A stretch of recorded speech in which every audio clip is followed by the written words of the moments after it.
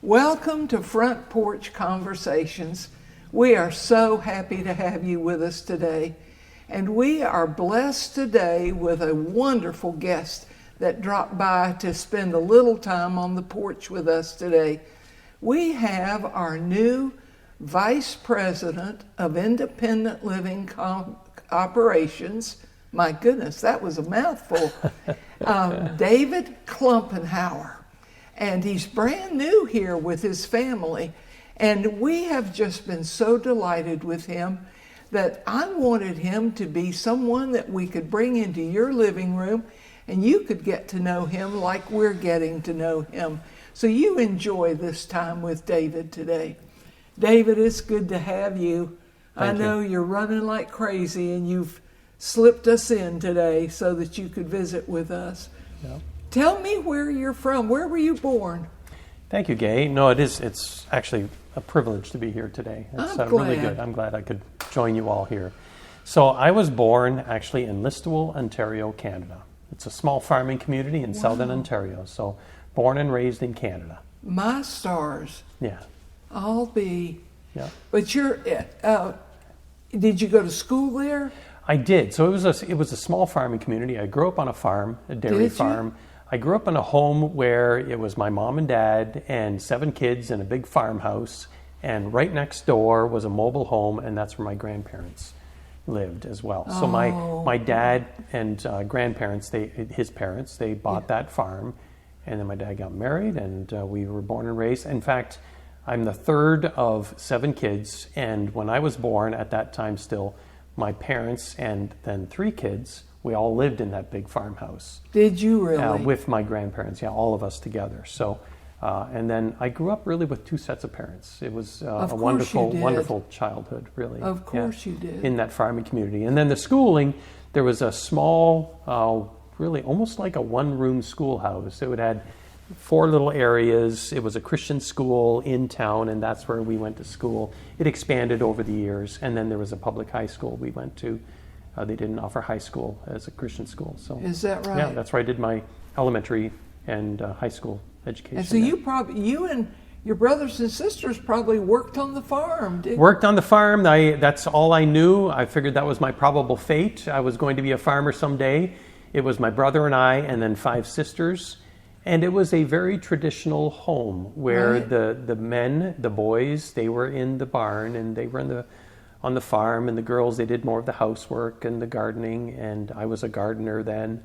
But when it came to the field work, the baling of the hay and the straw and the crops and stone picking and all of those things, that was a family affair. Was it really? In fact, crazy as it might seem, my dad's favorite time of year, of course it was spring, but one of his favorite jobs was stone picking. And that was the job that we hated. I'm sure you did. Absolutely hated. But we would all have to leave school for the day, and we would have to be at home. We'd do it on a Saturday, but sometimes during the week, depending on weather. And it was a family affair. And I think, thinking back, I'm like, that's why my dad loved it. Sure we were all out there, all 7 kids, and the dog, and my mom and dad, and just going up and down the fields together, picking stones. So anyway, you had a rich childhood. it was a good childhood, a really good childhood, a Christian home. I went to the Christian Reformed church in town. My dad was an elder there. It was, really a great childhood. So you were born into a family that was well established in the faith. Yes, that's the richest blessing that I have. My grandparents, my parents were both from the Netherlands, born and raised up until maybe they're in their childhood. Really? Both of those families. It was a big immigration of the Dutch people into that area of Canada at that time after the war. So, but my grandma too, I read poetry that she wrote, and just a strong woman of faith.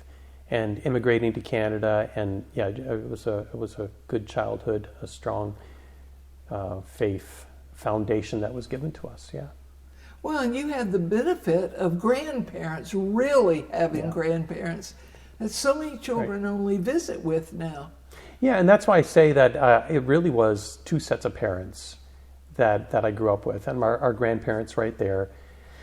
And I mean, I remember going to the barn where my grandfather, he was no longer able to be in the barn and on the tractor, but he would sit out on his porch by their mobile home, and sometimes he'd have believe it or not, he had a spinning wheel there because he would do that. Did he really? My grandma would be knitting, and he would be spinning the wool we'd get from a neighbor down the road from their sheep that they sheared, or they'd always make me stop, and I'd have to sit. They had an old bus seat that they had rigged up there, and we'd sit there and talk about the farm or listen to the birds or something like that, or have a cup of tea.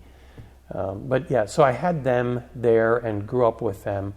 One of my jobs when I was in high school and I had my license was I would drive them to and from church, and when they could no longer drive. And so it's interesting having grandparents. For all of us kids, out of 7 of us, there's half, I think, or 4 of us that are in ministry or service in some capacity to the elderly, the geriatric community. It's just something that's very natural to us. See, that's one of my questions today, is what would draw a young man into service with seniors and geriatrics? So that explains where those roots actually... Yeah, and it's not something I ever aspired to. It's not something I ever thought I would do. I was going to be a teacher, and I was. I was going to do ministry, and I did. But I sort of backed into it. And, it's interesting. There was one time I was in the previous employer. They had this big conference, and there's 300 people there. We all served within a retirement community setting. And this gentleman, he looked out to the crowd, and he said, "How many of you aspire to work in senior living?" And no one put their hand up. Of course. How many of you expected when you went to college that this is what you were going to do? And no one raises their hand. And then he says, "Now, how many of you love working in senior living?" And just everyone raises their hand.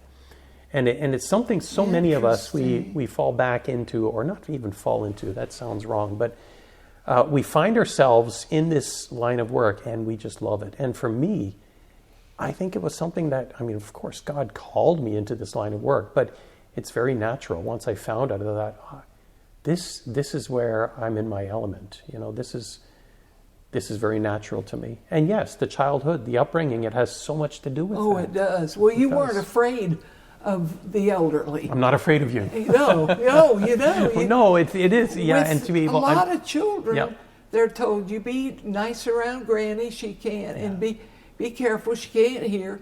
But you lived life with them, and that's exciting. And my childhood too, I think it's made me kind of an old soul myself. Yeah, sure. I think that's really helped me. Yeah. But you started out teaching, you said. I did. I didn't know what I wanted to do, and jumping ahead, you asked about education. When I came to college, I went to this small college that was connected with our denomination. The denomination I was raised in was Christian Reformed, as the Dutch Reformed. Right. And I went to a college called Reformed Bible College in Grand Rapids, Michigan. Today it's Kuiper College. But it was very small at the time, and I didn't know what I was going to go into. I thought missions, some type of ministry.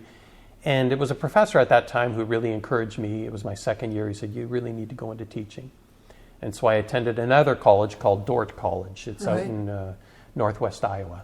And that's where I got my teaching degree. It was elementary ed and special ed, double major. Wow. And I was a first grade school teacher in Phoenix, Arizona. That's where that was my first job. Yeah. I'll be. You loved it too, didn't you? I did love it. I really loved it, but I only did it for 3 years, and I loved it. But all the while, even in college, I had this I don't know how to describe it. Just this thought that I needed to go into pastoral ministry. Right. But I always looked at myself and I thought, well, I'm just a farm boy. I'm not that smart. I can't do it. This is not for me. Right. I admired pastors, and I thought, wow, if God would call me to that, what an honor, but I don't have the ability. And so I just refused it, and I would always push it away. Uh-huh. But it was in my second year of teaching when the janitor, we were good friends, he stopped in my classroom. And he leaned on his mop, and he looked at me, and he said, David, you ever think about going into the ministry? Because God is calling me to tell you that you need to enter the ministry. And I hadn't shared that with anyone. But at that time, too, I was really restless, loving teaching, but just restless, thinking, I need to go, but I can't. And that started my journey. That gentleman, he really pushed me. And I went to seminary. After my third year of teaching, I entered a seminary. I left teaching. Where did you serve seminary? So I went to seminary in Dyer, Indiana, a very small seminary that was connected with our denomination called Mid-America Reformed Seminary. I was going to go either there or Westminster West, and I went to the church sent me to that one, so I went. Sure. And then when I left that seminary, first calling was Walker United Reformed Church in Grand Rapids, Michigan. In Grand Rapids. Yeah. My word. So. What a leap from first grade student to a pastor yeah. Of a large church, but even a big leap going from being in a classroom where I was surrounded by Crayolas and children and something that I just loved, and I learned so much doing it. And then suddenly I was theology books and professors, and thought, boy, I can't do this. And it was during my first year of seminary too. I went to a professor's office. And I was in his office, and I burst into tears. I said, I can't do this. I don't know how. These other students around me, they know so much more, and they're so gifted. And he said, David, you just need to ride the year out. Do the year. Do your summer assignment. And if you still feel that way, okay. But just at least do this. Give it a time. And I did, and I never looked back. I just... found, I just followed God's calling, and I knew this is where He wanted me. So, and serving in the church, every job you learn so much. Yes, you do. As you serve and as you minister. And boy, it was a large congregation, preaching 2 sermons a Sunday and doing the profession of faith class and the new members class, and you're the only pastor, and it was a lot. Yes, it is a lot. But it was good. It was a real blessing. It's good church, good people, good leadership there. Your family. Yeah, so my family, it's my wife, Winnie, who would be here today. Would love her, my better half, on next to my side. Where's she here today? She would be, but she's got a job right now. I'll address that in a moment. Sure. But, so it's my wife, Winnie, and then she's born and raised in Germany. And there's 4 boys. There's 2 older boys that are off in the Navy. Oh, it's wow. Garrett and Matthew. You're right. Garrett was just here. He's the oldest. He was just here visiting, and his little brothers just adored him and I bet. wept when he left because they don't know when they'll see him again. But and then the 2 that are at home yet is Samuel and Benjamin. Benjamin is the youngest, the son of my right hand. So boy. Yeah. They're adorable children. I'm quite fond of them myself. Yes, I know you are. Yes. So then where were they how did you evolve from pastoring into the world of geriatrics? Yeah, specifically? It's an interesting journey. Let me say that, as a pastor, and it was an exhausting time and an incredible time. In that church, it wasn't just the church. My life at that time, that boy, I could see myself here for 10, 15 years. And in that denomination, it was normal for a pastor Sure. after about 4 or 5 years, they would be called to another church. Sure. I thought, I never want to go anywhere. Tremendous elders, deacons, the people there, the ministry, and I was thriving. And I'm a gardener at heart. I love gardening. Oh, sure. And it's something I think I grew up. I was gardening with my grandmother in the, we would do that together. My mom, my grandpa and I, we would always be hilling the potatoes or digging up the potatoes and You are and a gardener. harvesting them. So I learned it as a young child, and I see in our family, the Klumpenhower family, going back generations, there was horticultural people. Okay, yeah, sure. But this particular church, the pastor that was there before, he had a big garden, and so I had this parsonage. There was a large garden there, so big that I would call up a farmer and he'd bring a manure spreader and he'd spread it in the fall and he'd disc it all up for me in the spring. Wow. And I would have so much produce. And I'd put it in a wheelbarrow out by our home, and the ladies would drive through the church parking lot and they'd always look in that wheelbarrow. bet they did. And take whatever because I couldn't use it. Yeah. Just 2 kids at the time, and my wife. But life suddenly happened. And it's interesting how that goes. You think, God, this is where I'm going to be. And God says, no. We have other plans. I've got other plans. And things in my life happened at that time, one of which was really tough, where my dad, he had cancer. And he had battled cancer for about 10 years. But my final year serving at that church, my dad passed away. Oh, wow. But what a blessing to be as close as I was. It was a yes. 5-hour drive, 4.5-hour drive Yeah. into southern Ontario, Canada there. And just things happened where we moved into Phoenix area. Okay. Found myself in a time where I wasn't sure what I was going to do. And it was my sister that really encouraged me, my oldest sister. She said, you need to look into chaplaincy. I had applied for I was looking for anything. Like ministry, I stepped down and I kind of backed into being a chaplain. I applied at a job and they needed CPE training, clinical pastoral education training. I didn't know what that was. Right. So I interviewed, and the guy, he wanted me to come on, but he said, you need this training. And so it was an internship that I did. And I needed 4 units. So I got my first unit, and then I could do 3 units with an internship. And so I interned at a retirement community. That's where they placed me. I'll be. And that's where they placed me. That's where God placed me. It is. And I went there, Gay. I did not want to go there. I had my first unit, I was in the hospital. I love the needs are great. Yes. Code blue, I'm in Yeah. the ER, I'm taking care of people. There's those that are faced with the end of life, those Yes. who are grieving. The needs are tremendous. And I thought, God, that's where I need to be. And I didn't want to go to a retirement community because it's boring. Yeah. Yeah. It's not going to be anything for me to do. They walk slow. And I was so wrong. I know. It was ministry in a whole new way where, as much as I loved the elders and deacons and I love tradition, I'm a traditional guy, Yes. but yet sometimes that can box you in. And Yeah, it here, can. there's ministry that doesn't have any restrictions in that way. Exactly. And it was ministry where you're not only serving people of a particular denomination or only Christians, and of course there's outreach in church ministry too, but I'm serving people of any faith and of no faith. And I'm leading Bible studies and worship services and celebration of life services, and we're doing special things for Christmas. And I found my place.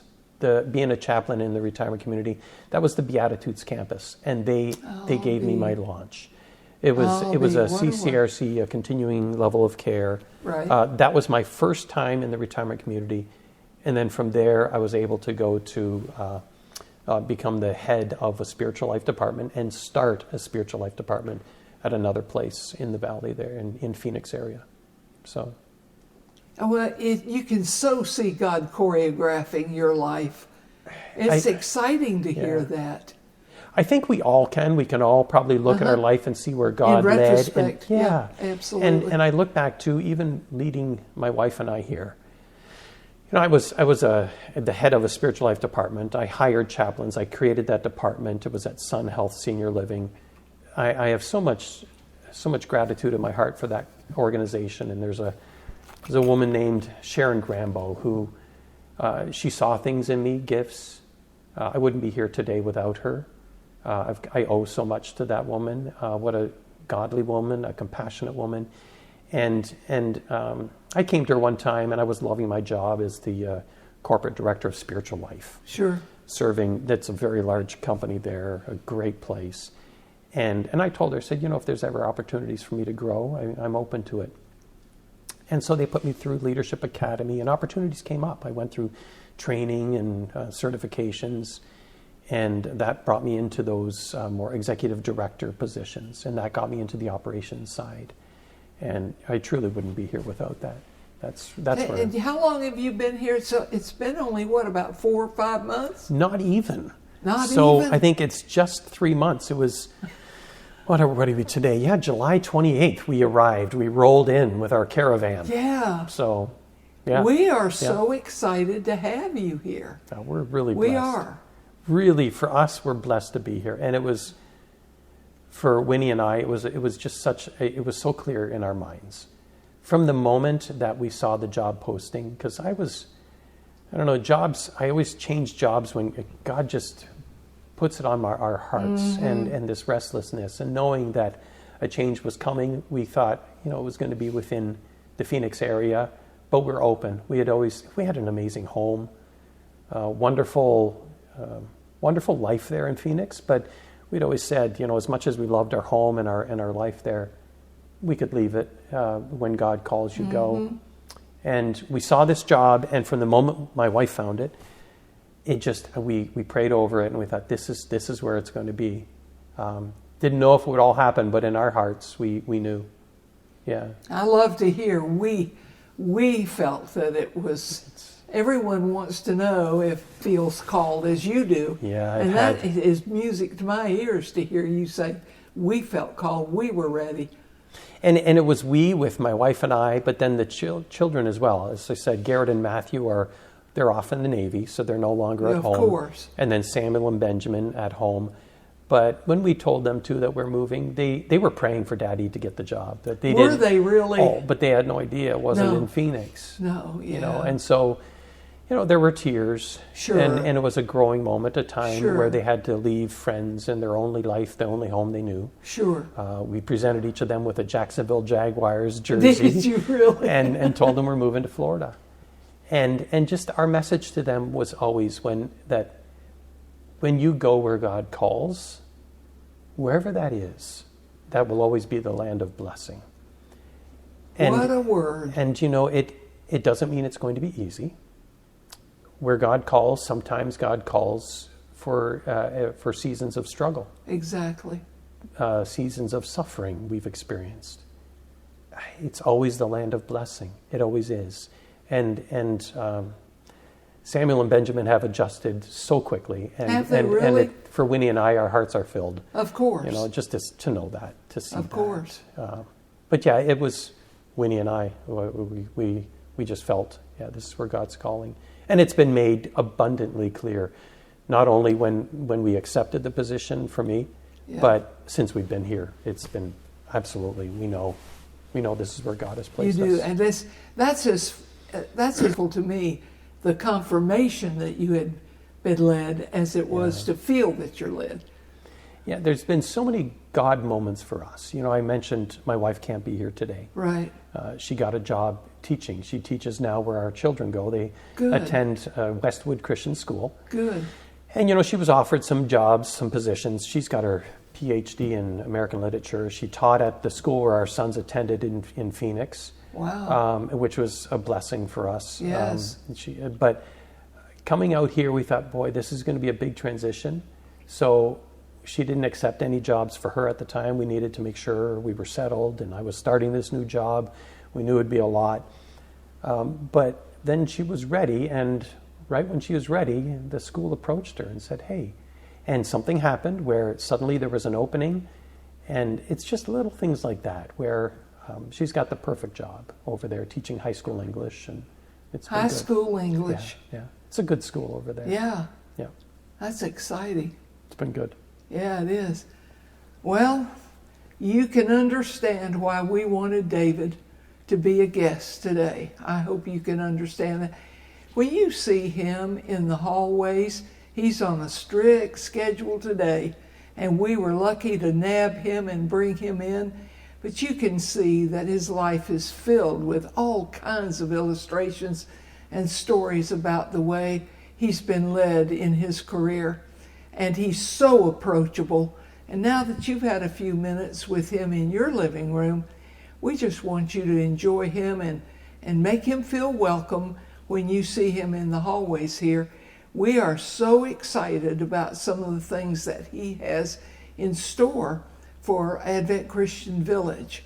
And just share with us just a little bit as we let you go back to your busy day. But just tell us a little bit, just what you see in the future here that comes to your mind that you're excited about. I'm excited about Advent Christian Village. Are you start really? with that. Good. And that's why we came here. I don't know how else to describe it other than to say that it almost feels like it's sacred ground when you come here. Yeah, we felt that way. Hallowed ground. I'm glad It's God's hand on this ministry. I mean, it wouldn't be here for over 100 years if it were not, the case. As I look at this place, I think this is an incredible place. So much opportunity here as well, and what attracted us to this position for me was that when I was restless in Phoenix, and I told my wife, I said, I don't know if it's out there, but I know God is calling me to senior living. I had an opportunity to work in a church in Phoenix again. Sure. It's just, it didn't feel right. It wasn't right. So I told my wife, if there's a retirement community that is truly Christian, that's what I want to go to. That's where I think God is calling me. But I haven't found it. And you get a lot of these places where, and there's other Christian retirement communities out there, but so many of them too, they start out that way and they kind of lose their way. Yes, or they become right. like anything else around, or they're Christian in name only. Yes. And when we saw this, and it's Advent Christian, I went, what is Advent Christian? Isn't that the truth? Right away, look up the statement of beliefs and that, wow. And the one thing that jumped out to us, and especially, just when I looked at the job description, one of the requirements was that they wanted us to be a part of the church. They wanted me to serve in the church. Exactly. For some, maybe that wouldn't mean much. For me, now we have something. Okay. When the church is that important, Yes. that tells me that the church is the heart, really. And so this was a truly Christian community. And when we visited, we saw that. We saw that to be the case. So the church is the beating heart of this community. Yeah, it is. It needs to remain that way. And when you ask, what are some of my visions for this place? I know Craig holds this as well, that we retain that. Yes. That this will always be a Christian community. Yes. And that has to be first and foremost. It must be ministry. It absolutely has to be. So there's a lot of areas to grow, and where we can bring improvements. And I'm excited about that. And I see that this community, that it's gone through hardship with hurricanes. Of course. COVID, everyone had that, but hurricane. Yeah. We're coming out of that now. Yeah. There's so many opportunities, but to make sure that we keep that ministry, that Christian focus, I think that's going to be the number one thing. Thank you so much. But looking at departments, we need improvements in every department, in every area, from the Copeland Community Center to the Phillips Center to the Lodge, and we're going to see that. But also, we're going to be working on that, just the whole community as well. And I know we're going to be running short on time, so let me just summarize it by my prayer is that God's breath would blow over this community, and that God would breathe new life where new life is needed, and we can all see where new life is needed, and that's where we're going to work. So thank you, David. And now you know why we love him. So you join us someday and come back and visit with us again. Thank you.